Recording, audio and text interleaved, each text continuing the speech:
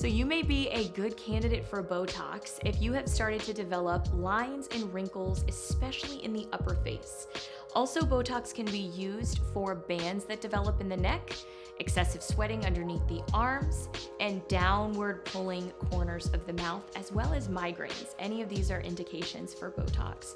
You're not a great candidate for Botox if you have experienced any neurological disorders in the past. I definitely recommend talking with your provider to make sure that none of these preclude you from receiving treatment that day.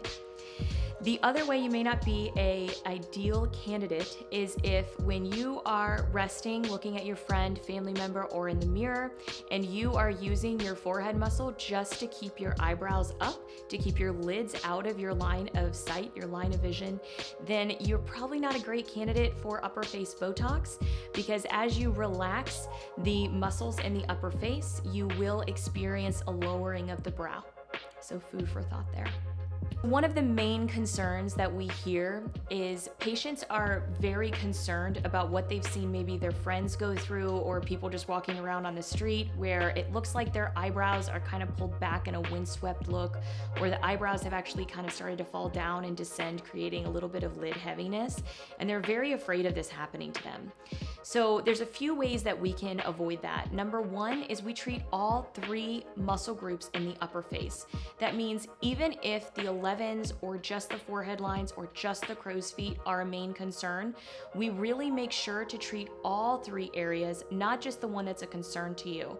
Because if we only treat that one area, then the other two areas will actually get stronger, and you can end up getting lines in areas you didn't have before, and it can augment the look and shape and the position of the brow.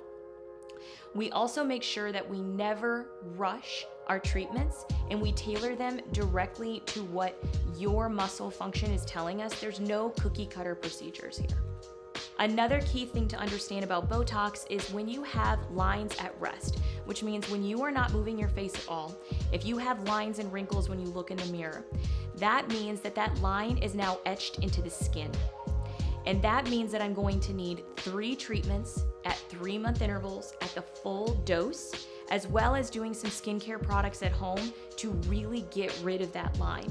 It's not a single treatment and immediately you have great results. In fact, you have to wait 2 weeks after you receive your Botox to even get your preliminary results. And then it is a consistent ongoing thing to make sure we can maintain your results long term.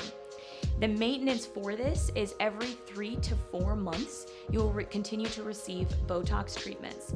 If at any point you decide to stop Botox treatments, you will just go back to having the lines that you had before, actually even a little bit softer, but your face will completely resume its normal functioning again, and everything will return back to normal.